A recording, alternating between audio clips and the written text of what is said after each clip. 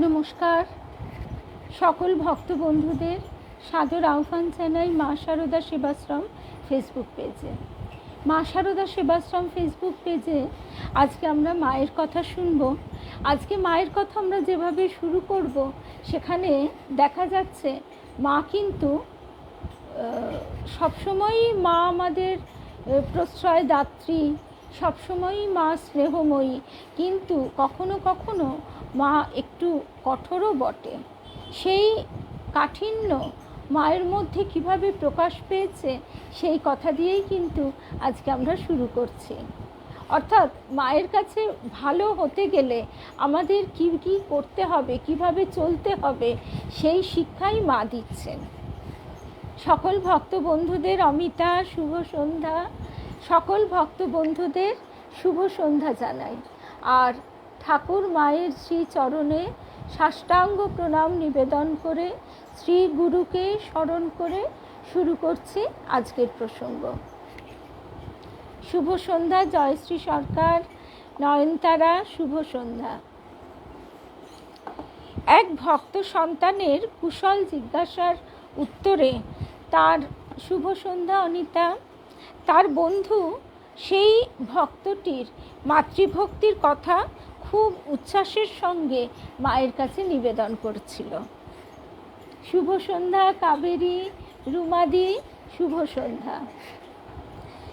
ভক্ত সন্তানের কুশল জিজ্ঞাসা করেছেন মা, তার উত্তরে তার বন্ধু সেই ভক্তটির মানে যার ব্যাপারে মা জিজ্ঞাসা করেছেন তার মাতৃভক্তির কথা খুব উচ্ছ্বাসের সঙ্গে মায়ের কাছে নিবেদন করছিলেন। তিনি বলছিলেন, ভক্তটির মুখে সারাক্ষণই শুধু আপনার স্নেহ কৃপার কথা। শ্রী শ্রী মা কিন্তু তাতে মোটেই খুশি হলেন না। তিনি বললেন, কি বলে আমার কথা? বুঝি সবার কাছে বলে বেড়ায় ছেনময়ী ছেনময়ী, আহা আমার ছেনময়ী মা। দেখো, আমার এই ছেনময়ী ছেনময়ী কথাগুলো একদম ভালো লাগে না। কীরকম ভক্তি এসব? শুভ সন্ধ্যা কল্যাণীদি, জয়শ্রী, সিদ্ধার্থ, শর্মিলা শুভ সন্ধ্যা। শুভ সন্ধ্যা রূপা, কল্যাণীদি, স্বপ্নাদি, আর কাবেরী আর রুমাদিকে তো আগেই দেখেছি। আচ্ছা, আজকে আমরা মাকে যেন একটু অন্যভাবে দেখছি।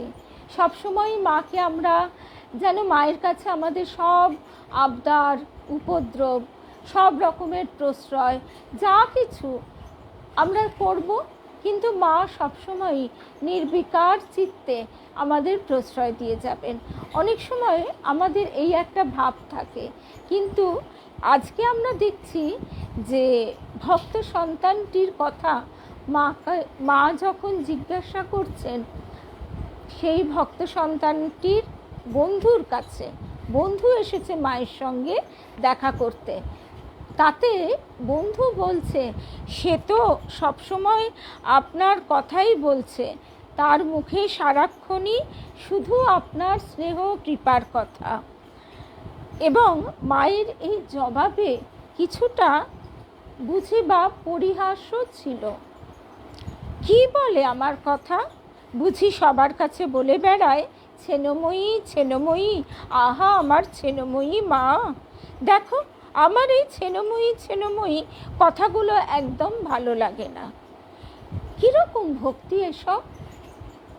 এখানে লক্ষণীয়, মা কিন্তু এই স্নেহময়ী শব্দটিকে যেন একটু গ্রাম্য ছোঁয়া দিয়েই বলেছিলেন।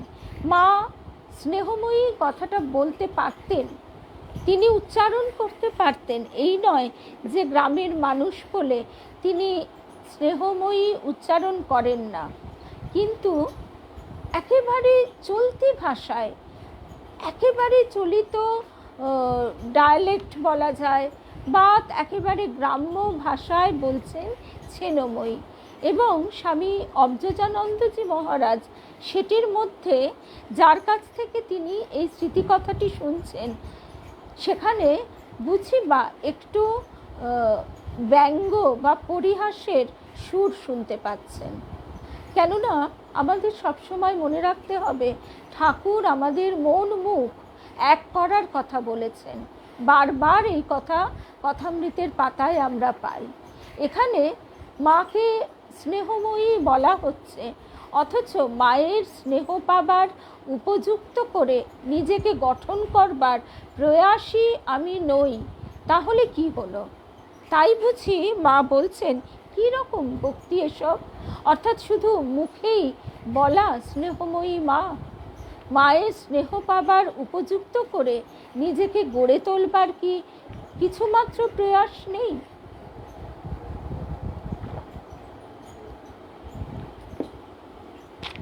শুভ সন্ধ্যা শ্রী রীতাদি, শুভ সন্ধ্যা দুর্বাদি, শৈবাল, এই সঙ্গীতা, কেয়া, বিলাসপুরের দিদি, শুভ সন্ধ্যা। আমি এই জায়গাটা গতকাল রাত্রেই পড়তে পড়তে ভাবছিলাম, আজকে আমাদের মায়ের কথায় আমরা এইখান থেকেই শুনব। পুরোটা পড়া হয়নি, আমার শুধু এই অংশটুকুই পড়া হয়েছে, তাতেই সময় চলে গেছে আধ ঘন্টা। তারপরে এই যে ছোট্ট এই ঘটনাটিতে এটি পরিষ্কার যে মা নিছক ভাবাবেগকে প্রশ্রয় দিচ্ছেন না। ভাবাবেগে কৃপা, স্নেহ ইত্যাদির প্রকাশ ও তাই নিয়ে মাতামাতিকে মা কিন্তু প্রশ্রয় দিতেন না। এই কথা কিন্তু দেবীমার কাছে বারংবার শুনেছি, বারংবার। দেবীমা বলতেন যে তোমরা ওই বাজার থেকে একটা শরবত এনে ঢালো, তখন ওই কাঁচের বোতলে কোল্ড ড্রিঙ্কস পাওয়া যেত, বিশেষ করে ওই থামস আপ ইত্যাদি, সেই কাঁচের শিশি থেকে ঢালো, গ্লাসে ঢাললে ফসফস করে এতটা উপচে পড়ে যায়, ভেতরে আসল জিনিস থাকে তলানি এতটুকু। এই কথাটা যে মায়ের মুখে কতবার শুনেছি তার ইয়ত্তা নেই। আসলে আবেগের বিষয়ে মা কিন্তু খুব কঠোর ছিলেন, দেবী মা। ঠিক একই কথা এখানেও আমরা দেখছি, যে আমরা মুখের কাউকে বলাটা, বারংবার বলাটা কে হয়তো অনেক সময় খুব গুরুত্ব দিই, কিন্তু তা নয়। নীরবে নিজেকে গঠন করা, মায়ের স্নেহের উপযুক্ত করে, এইটি তো মায়ের কাছে কাম্য। একদম আবেগের স্থান নেই। আমরা এর আগে একদিন বোধহয় একটুখানি আলোচনা করছিলাম, আজ্ঞাচক্র যেটি আমাদের হৃদয়ে থাকে মানে কি, সেটা যারা সাধক তাদেরই বোধে আসে, সেইভাবে তো কোনো মেডিকেল সায়েন্স প্রুফ করতে পারে না। তো যাই হোক, সেই যে অবস্থান, সেই যে শক্তির স্থান, আজ্ঞাচক্র একটা শক্তির স্থান। সেখান থেকে শক্তি যখন নিম্নমুখী হয় তখন তাকে আবেগ বলে। আমরা অনেক সময় কিন্তু ভাবি আবেগ প্রবণতাটা একটা গুণ, আমরা নিজেরাও গর্ব করে বলে থাকি, বা কারুর সম্বন্ধে বলি বেশ প্রশংসাসূচক বাক্যে, আবেগপ্রবণ। কিন্তু না, সেই আবেগ আমাদের মায়ামোহতে যুক্ত করে, জড়িত করে। সেই শক্তি যখন ঊর্ধ্বমুখী হয় তখন তা আমাদের ভক্তিতে রূপান্তরিত হয়। এই এত গভীর বিষয়গুলি আমরা সবসময় ভেবেও দেখি না, চিন্তাও করি না। ঠাকুর যে বলছেন মোড় ফেরানো, মোড় ফেরানো, সে মোড় কিভাবে ফেরাতে হবে তার কাছে নিরন্তর প্রার্থনা। আমি যদি নিজে না বুঝে না ফেরাতে পারি, তার কাছেই প্রার্থনা যে তুমি আমার মোড় ফিরিয়ে দাও। আমাদের গুরুদেব একটা কথা বলতেন, যে আমার কাজ নিজেকে সম্পূর্ণ তার কাছে নিবেদন করে দেওয়া, আর তার কাজ আমাকে গঠন করে নেওয়া।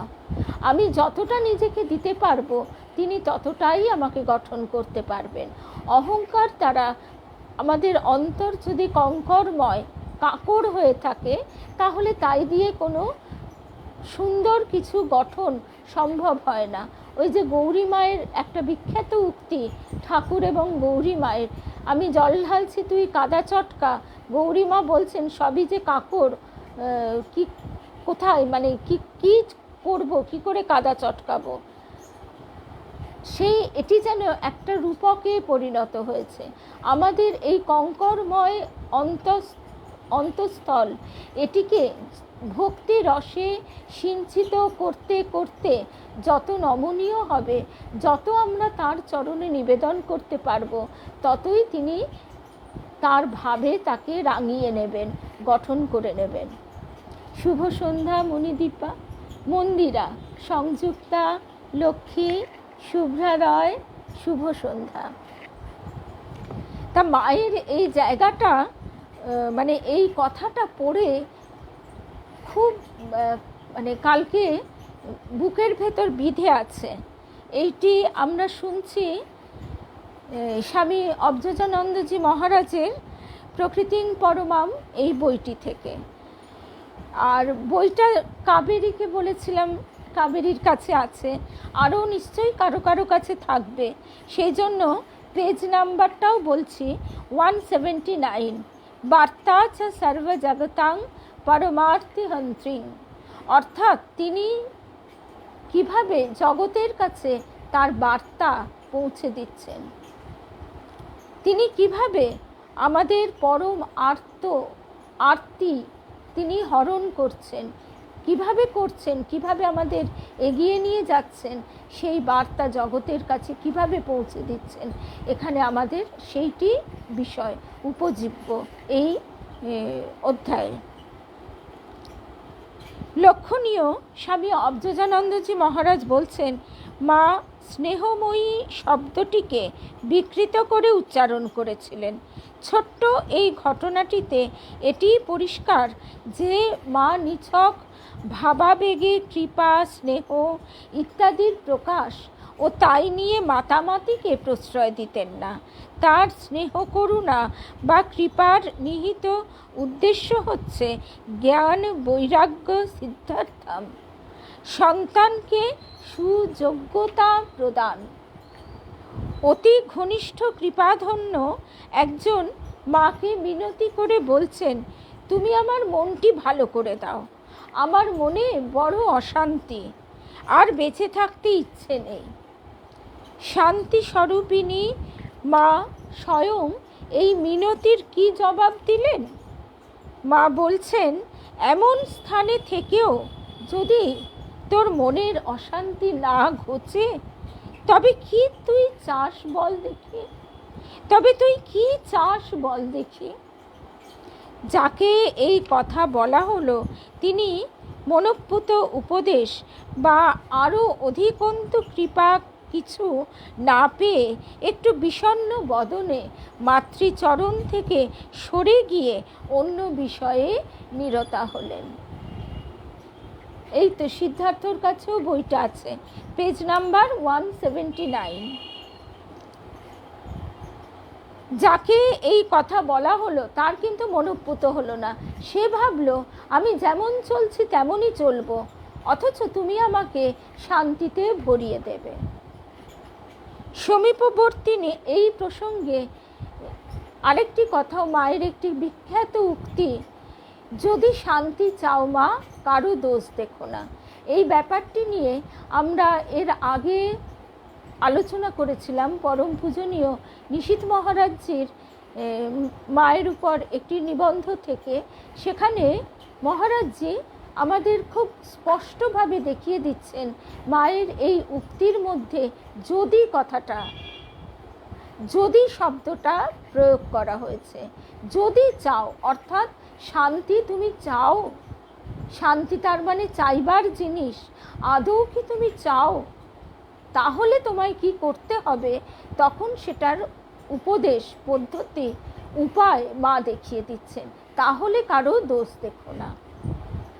তা এখানে মা এবার সমীপবর্তিনী সরজুবালাকে মা বলছেন, কত সৌভাগ্যে মা এই জন্ম, খুব করে ভগবানকে ডেকে যাও। খাটতে হয়, না খাটলে কি কিছু হয়? সংসারে কাজকর্মের মধ্যেও একটি সময় করে নিতে হয়। রাত 3টের সময় উঠে বারান্দায় বসে জপ করুক না, দেখি কেমন মনে শান্তি না আসে? তা তো করবে না, কেবল অশান্তি অশান্তি। কিসের অশান্তি তোর? কি অদ্ভুত মায়ের কথা! এখানে মা কিন্তু একেবারে খুব স্পষ্টভাবে মা নিজেকে প্রকাশ করছেন যে তোমাকেও কিছু করতে হবে। তুমি শুধু শুধু ওই স্নেহ কৃপা ইত্যাদি বলে বলে কিছু না করে একেবারে ভর্তি হয়ে যাবে আশীর্বাদে, সেটা হয় না।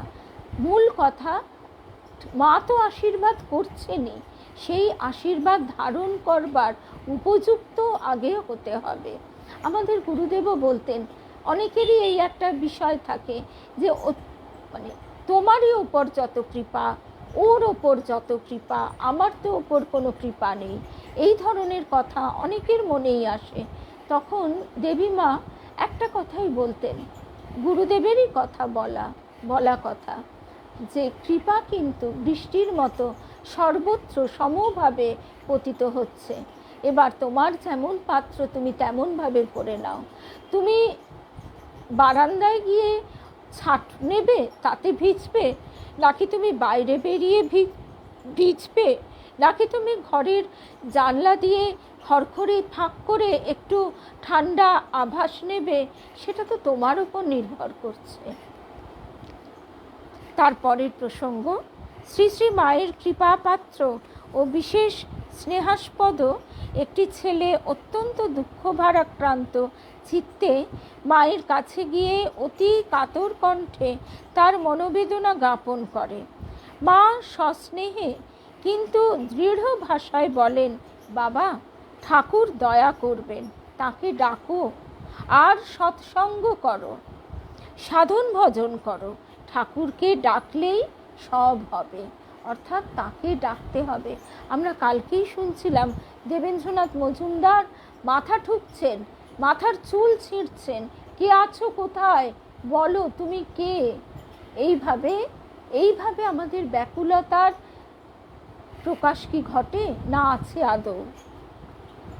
সন্তানটি ক্ষুণ্ণ মনে আবার মাকে বলছে, ওই করে তো মা কিছুই হলো না, আমি ঠাকুরকে দেখিনি, কি ডাকবো, আপনার দয়া পেয়েছি।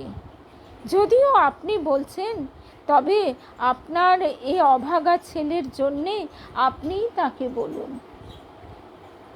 জব ধ্যান না করলে কি হয় বাবা?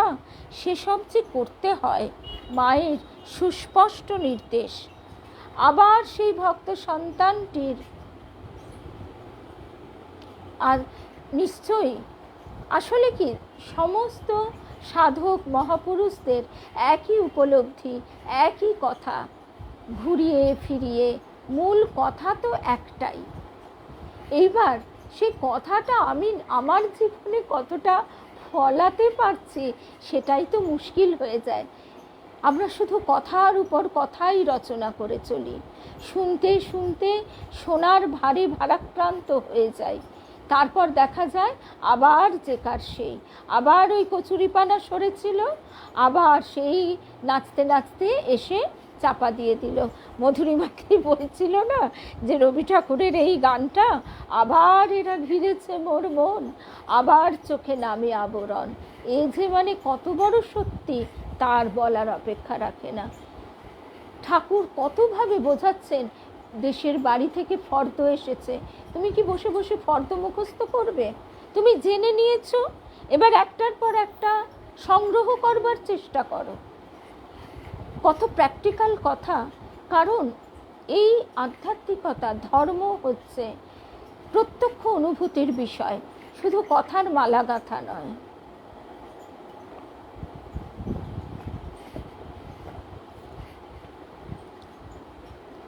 তারপর সেই সন্তানটি আবার সংশয় নিয়ে বলছে, আর আমার জপ টপ করতে মা ইচ্ছে নেই, করে তো কিছুই হচ্ছে না। কাম ক্রোধ মোহ সব আগেও যেমন ছিল এখনও তেমনিই আছে, মনের ময়লা একটুও কাটেনি।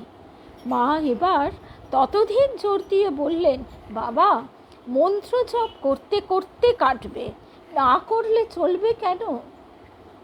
পাগলামি করো না। যখন সময় পাবে মন্ত্র জপ করো, ঠাকুরকে ডেকো।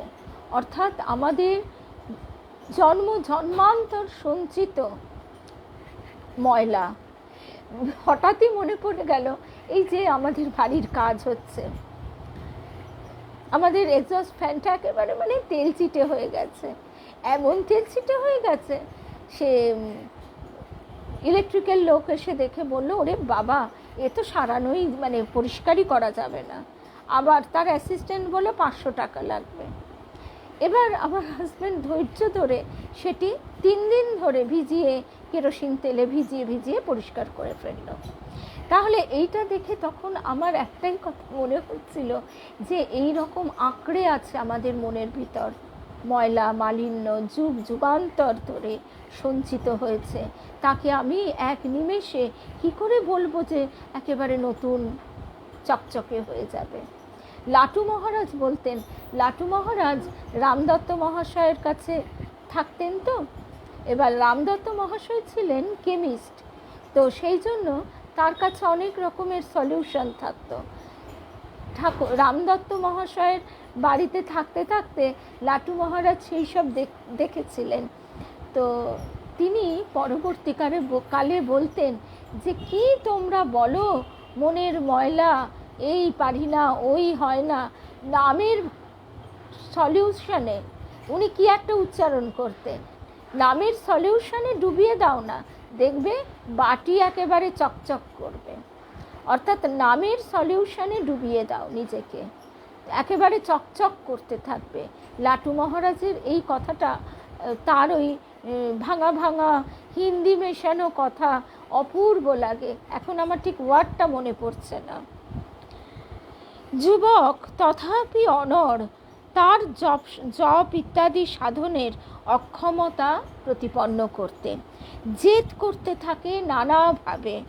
অপ্রকৃতিস্থের মতো বলে ফেলে, না মা, আমার সে ক্ষমতা নেই, জপ করতে বসি তো মন চঞ্চল হয়, আমার মন তন্ময় করে দিন, যেন একটুও কুচিন্তা না আসে, না হয় আপনি আপনার মন্ত্র ফেরত নিন, বৃথা আপনাকে কষ্ট দিতে আমার ইচ্ছে নেই।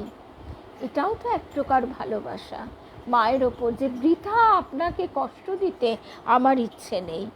মায়ের করুণার সমুদ্র তখন উত্তাল, মায়ের চোখে জল। বললেন, দেখো এ কি কথা, তোমাদের জন্যে যে আমি ভেবে ভেবে অস্থির হলুম, ঠাকুর তোমাদের যে কবেই দয়া করেছেন। আচ্ছা ঠিক আছে, তোমাকে আর মন্ত্র জপ করতে হবে না। মায়ের মুখে এমন চরম উপদেশ যে ঠাকুরের সেই বকলমা গ্রহণেরই আরেক রূপ সন্তানটির বুদ্ধিতে তা তখনও প্রকাশিত নয়। সে ভয় পেয়ে গেছে, সে ভাবছে দুর্নিমিত্তের আশঙ্কা, তার মাথা ঘুরছে তখন যে মা বুঝি তাহলে তার প্রতি প্রধান্বিতা হলেন, মা বুঝি তার কাছ থেকে মন্ত্র জপ কেড়ে নিলেন। আতঙ্কে ও আবেগে বাষ্পরুদ্ধ কণ্ঠে সে তখন বলছে, মা, আমার সব কেড়ে নিলেন, এখন আমি কি করি? তবে কি মা আমি রসাতলে গেলুম? কি, আমার ছেলে হয়ে তুমি রসাতলে যাবে? এখানে যে এসেছে যারা আমার ছেলে, তাদের মুক্তি হয়ে গেছে, বিধির সাধ্য নেই যে আমার ছেলেদের রসাতলে ফেলে। তবে মা, এখন কি করব? সভয়ে জিজ্ঞাসা, অভয়দান, মায়ের অভয়দান আমার উপর ভার দিয়ে নিশ্চিন্ত হয়ে থাকো। আর এটা সর্বদা স্মরণ রেখো যে তোমাদের পেছনে এমন একজন রয়েছেন যিনি সময় আসলে তোমাদের সেই নিত্য ধামে নিয়ে যাবেন। অনুতপ্ত সুস্থির চিত্তের আবেদন, মা, যতক্ষণ আপনার নিকটে থাকি খুব ভালো থাকি, সংসারের কোনো চিন্তা আমার থাকে না, আর যেমনই বাড়ি যাই অমনি মনে নানা কুচিন্তা আসে, আবার সেই পুরনো অসৎ সঙ্গীদের সঙ্গে মিশি, আর অন্যায় কাজ করি, যত চেষ্টা করি কিছুতেই কুচিন্তা দূর করতে পারি না। বিশেষ করে এটা যাদের বাইরের জগতে কাজ করতে হয় তাদের পক্ষে এটা আরও কঠিন ব্যাপার। কর্মক্ষেত্রে একেবারে বিপরীত ভাবের মানুষদের সঙ্গে দিনের এতটা সময় কাটাতে বাধ্য হতে হয়। তাই সেই ছেলেটি বলছে, আবার সেই পুরনো অসৎ সঙ্গীদের সঙ্গে মিশি আর অন্যায় কাজ করি, যত চেষ্টা করি কিছুতেই কুচিন্তা দূর করতে পারি না। এবার সারদা উপনিষদ শ্রুত হলো, সে শুনছে, ভক্তটি শুনছে, জগৎ শুনছে, ও তোমার পূর্বজন্মের সংস্কারে হচ্ছে। সে কি কুচিন্তা করে আমরা জানি না। আমাদের প্রত্যেকের জীবনের প্রবাহ আলাদা। এবার আমরাই বুঝবো আমাদের কুচিন্তা কোনটা, বিষয় চিন্তা, সংসার চিন্তা, নাকি ভবিষ্যতের ভয়ের চিন্তা। কার কি কুচিন্তা সেই জানে।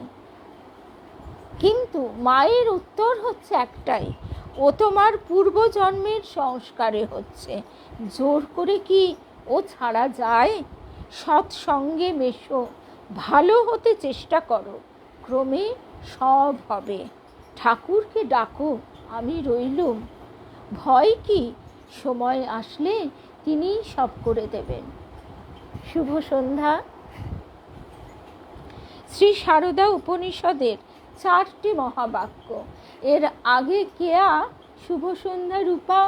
আমি তাই ভাবছি রূপা নিশ্চয়ই খেয়াল করেনি। আজকে আমাদের তো 7টা থেকে।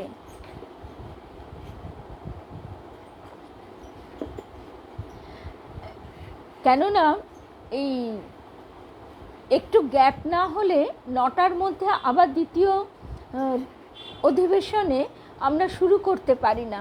9টা থেকে আমরা দুর্গা মায়ের কথা শুনব। এর অনেক দিন আগে আমরা এই জায়গা থেকে শুনতে শুরু করেছিলাম। সেদিন কেয়া পরে বলেছিল, খুব ভালো লেগেছে দিদি কথাগুলো, আরেক দিন পড়ো।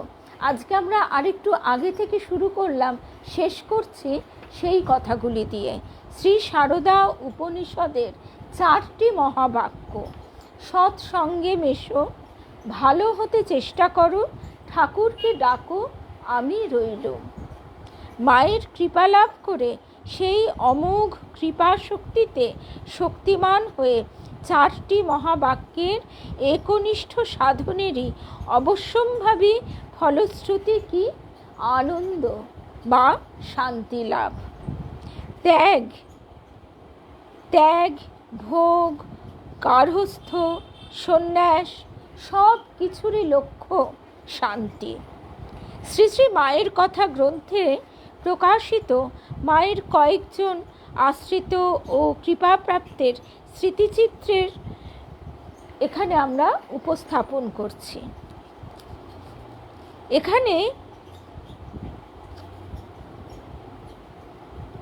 এখানে দেখা যাচ্ছে যে এরা মায়ের স্নেহ কৃপা প্রভূত লাভ করেও প্রকৃত শান্তি বা অভয়, অনাবিল আনন্দের স্বাদ পাচ্ছিলেন না।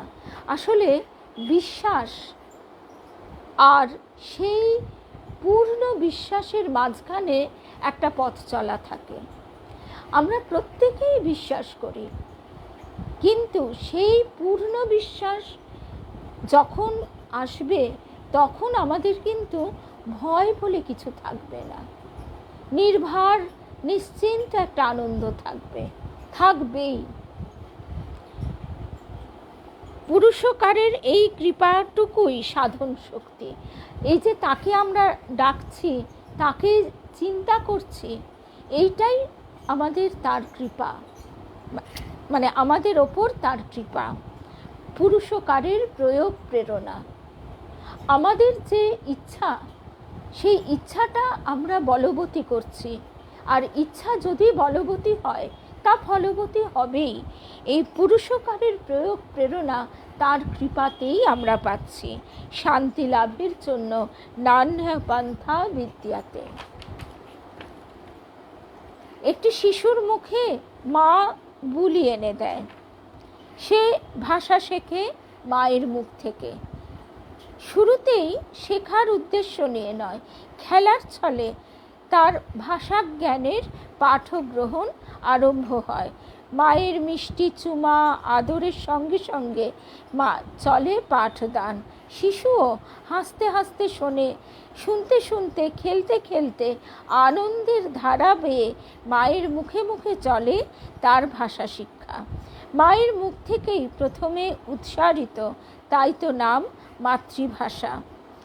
আর এই আধ্যাত্ম জীবনের ক্ষেত্রেও তাই আমাদের মাকে প্রয়োজন।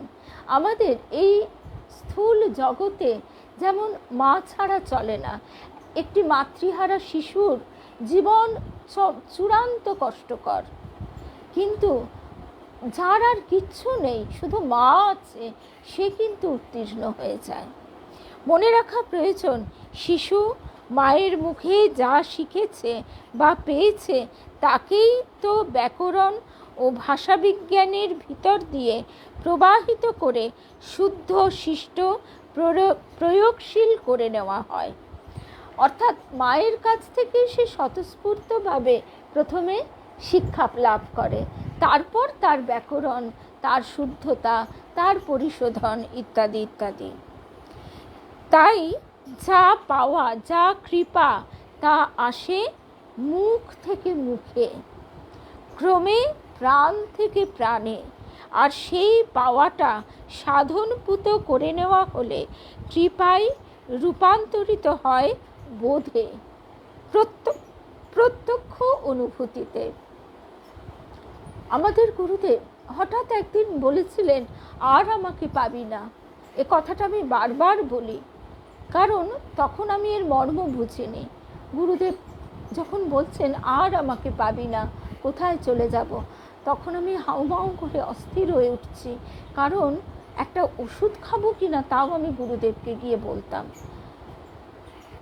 তো এহেন বা কার সঙ্গে কেমন ব্যবহার করব, কেউ কিছু বলল তাহলে আমি কি করব, এসব কথা গুরুদেবের কাছ থেকে না শুনলে হতো না।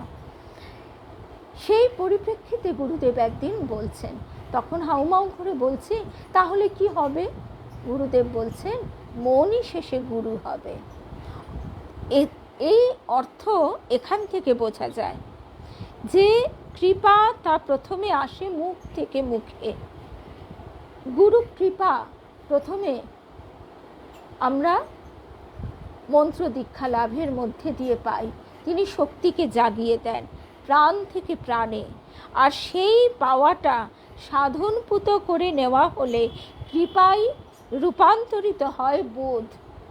আধ্যাত্মিকতা কি? বোধ। জগতের প্রতি যে দৃষ্টিভঙ্গি, যে বোধ, প্রত্যক্ষ অনুভূতিতে কৃপাকে অন্তঃসাৎ করা হয় তখনই, অর্থাৎ নিজের ভিতরে প্রবিষ্ট করিয়ে আত্মীকরণ ঘটে কৃপার। দিব্য আনন্দ, পরমা শান্তি সেই অবস্থাতেই। মায়ের কৃপা কাহিনী আমরা শুনছি, অকাতরে স্নেহ বিকিরণের কত ঘটনার কথাই আমরা জেনে আসছি, পড়ছি, শুনছি। কখনো কখনো তাতে ভেবে বসি যে মায়ের এমন নির্বিচার কৃপাতে বোধহয় সাধন ভজন, সংযম, সত্য, নির্জনে তপস্যা, আচার্য সন্নিধানে শাস্ত্রপাঠ, উন্নিদ্র রাত্রি যাপন, শ্রবণ মনন নিদিধ্যাসন, জপ ধ্যান ইত্যাদি ইত্যাদি সবই মকুব হয়ে যায় আপনা আপনি। উন্নিদ্র রাত্রি যাপন মানে ব্যাকুলতা, তাকে পাওয়ার জন্যে যে ব্যাকুলতায় আমার ঘুম আসছে না। মানুষ যে শান্তি শান্তি করে পাগল, বহুবিধ দুঃখ জ্বালায় জ্বলতে জ্বলতে যে বস্তুর জন্যে সে ক্লান্ত, অন্বেষণ ক্লান্ত, তা বোধহয় মা দুই হাতে বিলিয়েছেন পথে ঘাটে, জাতি কুল অধিকার নির্বিশেষে। অধিকার মানে কে অধিকারী কে অনধিকারী তাও মা বিচার করেননি, বিলিয়েছেন সত্যই। স্বর্গ মুক্তি প্রদায়িনী স্বয়ং শরীরিণী হয়েছেন। তার দৃষ্টিপথে যে পড়েছে পড়বে, সেই ধন্য হয়েছে ও হবেই। শান্তিও অবশ্যই সহজ প্রাপ্য, কিন্তু তবুও যা প্রাপ্ত তাকে যদি ধ্যান, মনন, জপ, স্বাধ্যায় ইত্যাদি দ্বারা শোধিত করে অন্তঃসাৎ কেউ না করে, তাহলে ওই প্রাপ্তির পরিপূর্ণতা উপলব্ধি করা কি সহজ? এই প্রশ্নটি আমাদের অন্তরে আলোড়ন তোলে। সেই চেষ্টাই এখন আমরা করছি। মহারাজজি বলছেন,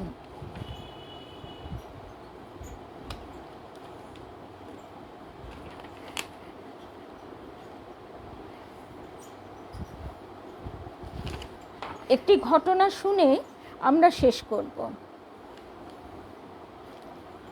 জীব দুঃখার্থী হন্ত্রী সারদা।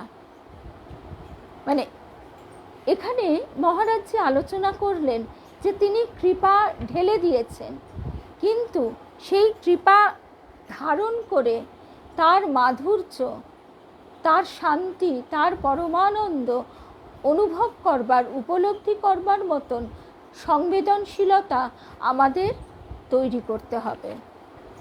জীব দুঃখার্থী হন্ত্রী সারদা। সারদা মন্দাকিনীর গতি বড়ই সূক্ষ্ম, একান্তই দুর্নিরীক্ষ, চট করে দেখাও যায় না। তার করুণাধারাও বিচিত্র প্রবাহিনী, সাধারণ দৃষ্টিতে অনুসরণ অসাধ্য। এখানে এবার আমরা সেই ঘটনাটি শুনব। মহারাজজি রবীন্দ্রনাথের একটি কবিতার লাইন উদ্ধৃত করেছেন।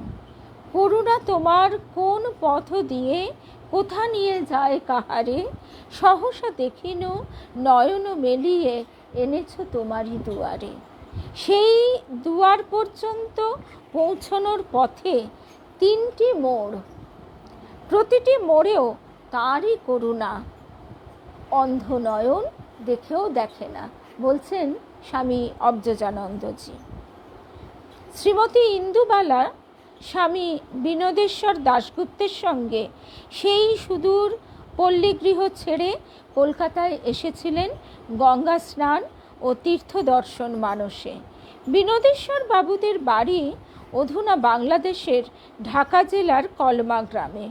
তাদের প্রথম সন্তানটি মাত্র অল্প দিনের সামান্য অসুস্থতায় অত্যন্ত আকস্মিকভাবেই মায়ের কোল শূন্য করে চলে যায়। কলকাতায় এসেই এই চরম বিপর্যয় দম্পতিকে দিশাহারা করে দিয়েছে স্বাভাবিক কারণেই। উদ্ভ্রান্ত বিনোদেশ্বর প্রয়াত সন্তানের দাহ কার্যাদি সেরেই একেবারে শ্মশানভূমি থেকে সোজা চলে আসেন উদ্বোধনে মায়ের বাড়িতে। শোকাহত পাগলিনী প্রায় ইন্দুবালাও পতিকে অনুসরণ করেছিলেন, কিন্তু তখনও অবধি ইন্দুবালা জানতেন না ওই মায়ের বাড়ির মাটি কে, কী রূপ, কেমন। এই ঘটনাটি বলতে বলতে আমাদের রাজপুরের বিপত্তারিণী চণ্ডীবাড়ির মায়ের কথা মনে পড়ে। সেখানে বাবা দুলাল তিনি যে মায়ের দর্শন লাভ করেছিলেন, এখানে বলা আছে মা কি শুধু মন্দিরে আছেন, শ্মশানে নেই।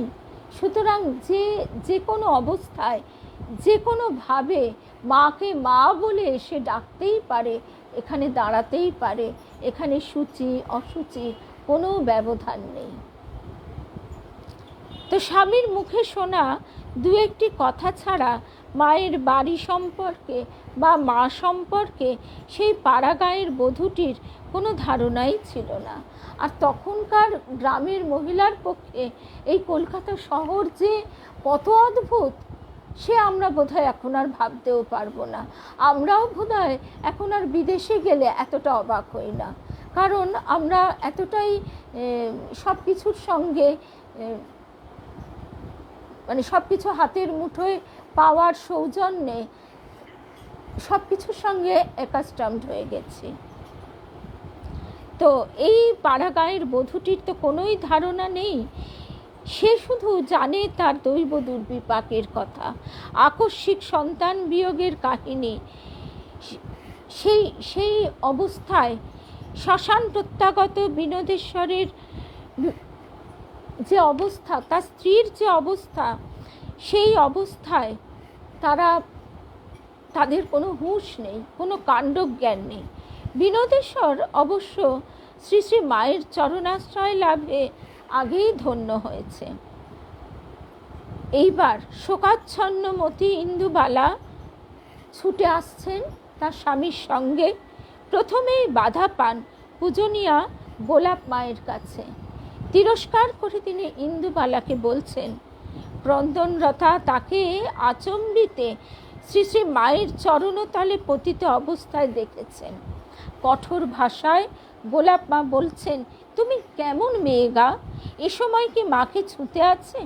শ্মশান ক্ষেত্রের কালি মলিন এলোমেলো বেশবাস সমেত ইন্দুবালার এমন অতর্কিত প্রবেশ, কোনো দিকে দৃক্পাত না করে সটান মায়ের চরণে গিয়ে উপনীত হয়ে বুক ফাটা আর্তনাদে সে বলছে, আপনি আমায় বলে দিন আমি কি নিয়ে থাকবো, কেমন করে থাকবো। আর তখন এখনকার মতো তো শ্মশান নয়, তখন সেই কাঠের আগুন দীর্ঘ সময়, সে আধ পোড়া আধ নেবা, সে একটা মর্মান্তিক হৃদয় বিদারক অবস্থা। গোলাপ মা তখন এরকম করে বলছেন, কিছুটা অস্বস্তিকর অবস্থায় ঠেলে ফেলে দিয়েছে। গোলাপ মা এই ব্যাপারটা মেনে নিতে পারছে না, তাই তিনি এইভাবে ভৎসনা করছেন। কঠোর সেই শাসনে শোকাগ্নির তাপে কোমল হয়ে যাওয়া প্রাণটির তখনকার অবস্থা সহজেই অনুমান করা চলে। নিদারুণ অপরাধবোধের এক প্রচণ্ড ধাক্কা তাকে নিশ্চয়ই ইন্দুবালাকে মৃতপ্রায় করে তুলেছিল। বেদনায় লজ্জায় মাটিতে মিশে গিয়েছিলেন ইন্দুবালা। কিন্তু সহসা করুণা নির্ঝরিণী সর্বসন্তাপ হারিণী সারদার কণ্ঠস্বরে কি প্রাণদায়িনী সুধা বর্ষিত হলো, এমন দুঃখের সময় আমার কাছে আসবে না তো কোথায় যাবে? মায়ের এই বাক্য জাদুতে তন্মুহূর্তেই ইন্দুবালার স্তব্ধ প্রায় হৃৎপিণ্ডটিতে স্পন্দন লক্ষণ ফিরে এলো। সরসাং সুপ্ত পদ্মানাং প্রাতর্দিধি মানিব। কুমার সম্ভব কাব্যে মহাকবি কালিদাসের উপমা সূর্যোদয় হওয়া মাত্রই সরোবরের সুপ্ত পদ্মতলগুলি যেমন চকিতের মধ্যেই প্রস্ফুটিত হয়ে ওঠে, ঠিক যেন তেমনি জ্যোতির্ময়ী সারদার অভয় প্রকাশে শোকে লাজে ক্ষোভে নিষ্প্রভ ইন্দুবালার ম্লানায়মান মুখকমলেও সচকিত জীবনের প্রস্ফুরণ দেখা গিয়েছিল। ইন্দুবালা শান্তিদায়িনী সারদার কৃপায় বিলক্ষণ সান্ত্বনা ও শান্তি পেয়েছিলেন। কিন্তু এ তো প্রথম পর্যায়, এহ বাহ্য, আগে কহ আর। ইন্দুবালার মনকে মেঘমুক্ত করে দিয়েছিলেন মা ঠিকই, কিন্তু এ কথাও বলেছিলেন, এখন তোমার মন শোকে অস্থির, এখন দীক্ষা হবে না, পরে হবে, অতএব আরও কিছুক্ষণ অপেক্ষা করতে হয়। এবার ইন্দুবালার আকুল প্রার্থনা, আপনি আমায় বলে দিন আমি কি নিয়ে কেমন করে থাকব। সদ্য সন্তানহারা জননীর মুখে শুনে জগৎ জননীর হৃদয়ও করুণায় উন্মদ উদ্বেল। তখন কাছেই দাঁড়িয়ে থাকা এক সেবক ব্রহ্মচারীকে ডেকে মা জানতে চাইলেন তার কোনো ছবি পাওয়া যাবে কিনা। সেবক না বলল। মা নেতিবাচক উত্তর শুনে দৃঢ় কণ্ঠে বললেন, ভালো করে খুঁজে দেখো, তবে উত্তর দাও। অনন্য পায় সেবক একটু বাদে এসে জানালেন, মায়ের জনৈক সন্তানের অনুরোধে একখানি মাত্র ফটোগ্রাফ তার জন্য ব্যবস্থা করে রাখা আছে। ভক্ত সন্তানটির আগামীকালই আসবার কথা ওইটি নেবার জন্য। জগদম্বার কণ্ঠে তখন দৃঢ়তা ব্যঞ্জক আদেশ, ছবিখানা তুমি এই মেয়েটিকেই দাও, কাল যার আসবার কথা তাকে বললেই হবে পরে এসে নিয়ে যেতে, আজ ছবিখানি এর জন্যে নিয়ে এসো। অগত্যা সেবক মায়ের আজ্ঞা অনুযায়ী ছবিখানি এনে মায়েরই হাতে তুলে দিলেন। সন্তানহারা ইন্দুবালা কি নিয়ে কেমন করে থাকবেন, এটিই ছিল জীবন সমস্যা। সমস্যার অতি সহজ সমাধান জনতাপহরা সারদা করে দিলেন এক নিমেষে।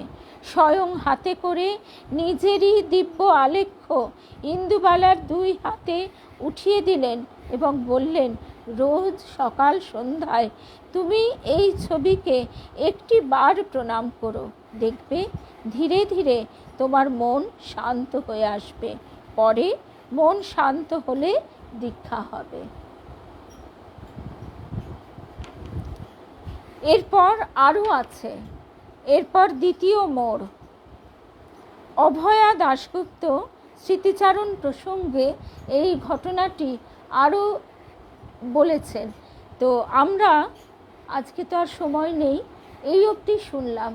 অন্তত এখান থেকে এটুকু আমরা বুঝতে পারি যে আর কেউ না থাক, মা আছেন, এটি কথার কথা নয়।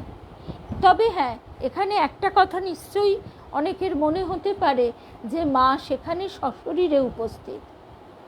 এটা তো খুবই গুরুত্বপূর্ণ ব্যাপার বটেই। মা সশরীরে উপস্থিত হয়ে মেয়েটিকে যেভাবে কৃপা করছেন, সেটা এখন কিভাবে হবে? এখনো হবার ওই একটি উপায়, ছায়া ও কায়া সমান। এবং আমাদের গুরুদেবের কাছেও একই জিনিস দেখেছি। আমাদেরই গুরু দিদি নমিতাদি, সে কোনো দিন, তার এখন তো অনেকই বয়স, 65 তো হবেই হয়তো, তা আরও বেশিই হবে বোধহয়, কি জানি, মোট কথা এরকম। তা সে আজ থেকে বছর 10 আগে তার যখন স্বামী চলে যায়, তার 2টি কন্যা, এবং সে খুব সুখের একটা শান্তিময় সংসার জীবন যাপন করেছে। তার বাইরের রুক্ষ ঝড় জল কিছুই তার স্বামী তাকে লাগতে দেয়নি। সে কোনো দিন একা কোনো দৌড়ঝাঁপও করেনি। সে কাঁদতে কাঁদতে এসে বলেছিল দেবীমাকে, মা আমি কেমন করে একা একা থাকবো? তখন দেবীমা বলেছিলেন, তুমি একা কোথায়, এই তো গুরুদেব আছেন, ঠাকুর আছেন, মা আছেন, আর আমি তো আছি। এই যে কথাটি, তারপর থেকে তার মুখে কোনো দিন শোকের এতটুকু চিহ্নও দেখিনি। যখনই যে কোনো অবস্থায়, যে কোনো পরিস্থিতিতে তার সদা হাস্যময়ী মুখখানি। আসলে শোক তারা আকর্ষণ করে নিয়েছেন। তবে আবারও সেই একই কথা, তাহলে এখন কি হবে? এখনও ওই ছায়া ও কায়া সমান। এখনও শুধু সন্তান শোক নয়, আমাদের জীবনে চলার পথে কত দুঃসহ অবস্থা আসে, সেই সব ক্ষেত্রে মা আছেন, এই বোধটি আমাদের ভিতরে যেন গভীর থেকে গভীরতর, দৃঢ়তর হয়। জয় রামকৃষ্ণ, জয় রামকৃষ্ণ। আবার আমাদের দেখা হবে 9টায় দুর্গা মায়ের কথা নিয়ে।